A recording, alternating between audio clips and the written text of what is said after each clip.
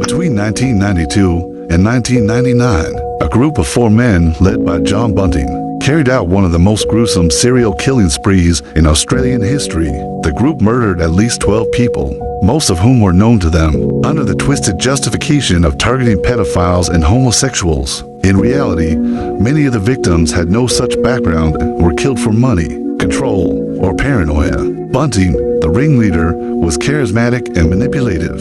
He kept a wall in his house labeled the Wall of Spiders, where he tracked people he suspected or disliked. The group tortured many of their victims before killing them, often forcing them to record fake messages or give up access to bank accounts. In 1999, police were tipped off after one of the group members, James Vlasakis, confessed. Their investigation led them to a disused bank vault in the small town of Snowtown in South Australia.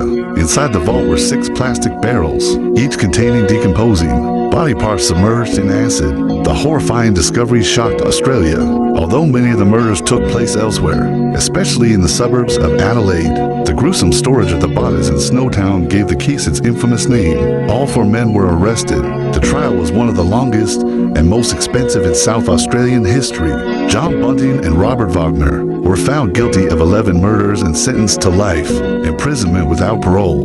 James Vlasakis, who cooperated with police, was sentenced to life with the possibility of parole after 26 years. Mark Hayden was convicted of assisting with disposal of bodies and received a 25-year sentence. The Snowtown Murders left a permanent scar on the Australian psyche. The town of Snowtown became forever linked to the killings, despite not being where most of the murders occurred. In 2011, the story was adapted into a critically acclaimed but highly disturbing film called Snowtown, which depicted the psychological horror of the case.